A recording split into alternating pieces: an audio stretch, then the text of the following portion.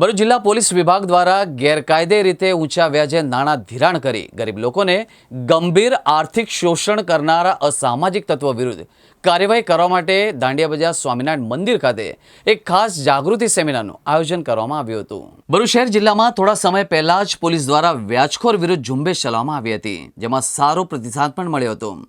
વ્યાજખોરો સામે કાર્યવાહીની ઝુંબેશ શરૂ કરવામાં આવી રહી ઉપરાંત લોકોમાં જનજાગૃતિ આવે તે માટે ગુરુવારે શહેરના દાંડિયા બજાર સ્વામિનારાયણ મંદિર ખાતે એક લોક જાગૃતિનો કાર્યક્રમ રાખવામાં આવ્યો હતો, જેમાં Bharuch A division, B division, C division તેમજ ભરૂચ તાલુકા પોલીસ સ્ટેશન વિસ્તારના સામાજિક કાર્યકર્તાઓ તેમજ સમાજના આગેવાનો સાથે ડીવાયએસપી સી.કે. પટેલ ઉપસ્થિત રહી ખાસ ચર્ચા વિચારણા પણ કરવામાં આવી હતી।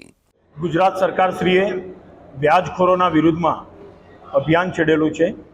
એના અંતર્ગત આજે જિલ્લા પોલીસ વડા શ્રી મયુર ચાવડા સાહેબના સૂચના અને માર્ગદર્શન હેઠળ સામાન્ય જનતા વ્યાજખોરીના ચક્કરમાં ના આવે અને જો એમને કોઈ નાણાંની જરૂરિયાત હોય તો સરકારની જે સ્કીમો છે, બેંક દ્વારા કે સરકારની બીજી સ્કીમો દ્વારા જે સરળતાથી લોન મળે છે એ લોન મેળવે અને વ્યાજખોરોની ચક્કરમાં નહીં આવે।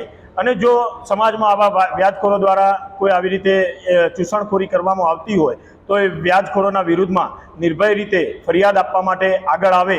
એના માટે અમે આજે ભરૂચ જિલ્લા અને ભરૂચ શહેરમાંથી લોકોને બોલાવીને એમને જાગૃત કરેલા અને લોકોને અપીલ પણ એવી કરવામાં આવેલી છે કે વ્યાજખોરોની ચુંગાલમાં ખોટી રીતે ફસાય નહીં અને જો એમને નાણાંની જરૂરિયાત આકસ્મિક રીતે જણાય તો સરકારશ્રી દ્વારા જુદી જુદી સ્કીમો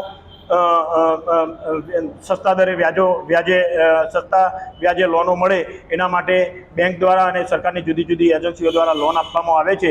એની અમે આજે માહિતી આપેલી અને વ્યાજખોરીના ચુંગાલમાં નહીં ફસાય આમ જનતા એના માટે અપીલ કરેલી।